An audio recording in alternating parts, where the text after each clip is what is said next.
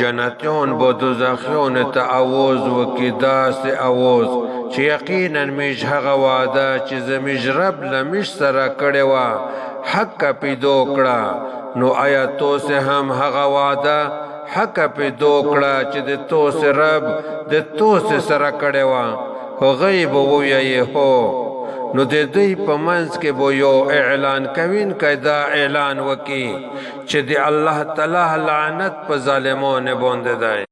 الذين يصدون عن سبيل الله ويبغونها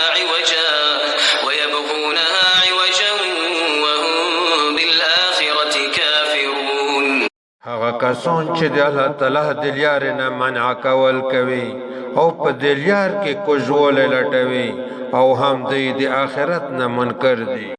وبينهما حجاب وعلى الأعراف رجال يعرفون كلا بسيماهم ونادوا أصحاب الجنة أن سلام عليكم لم يدخلوها وهم يطمعون.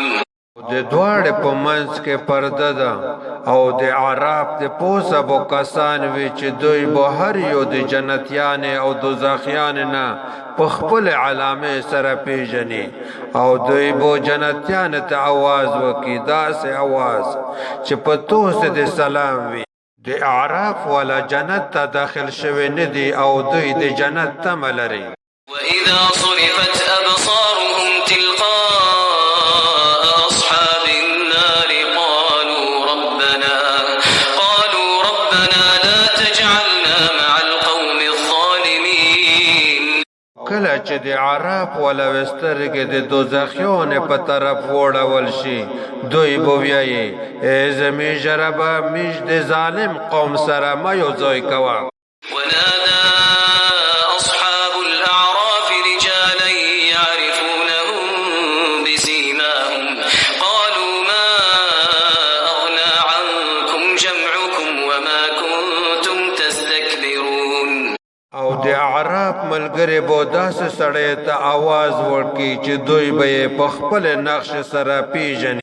دوی به ورته وایي توسې ته نه د توسې ډلې پیدا در ورسوله او نه هغه څه چې توسې به تکبر کوو.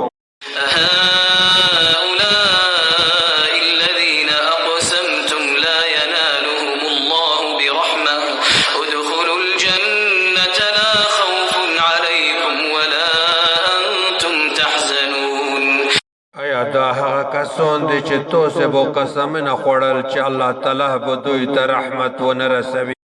دوی ته ویل شوي دي چې توسې جنت ته داخل شئ په توسې باندې هیڅ ویره نشته او نه به توسې غمجن کیږئ.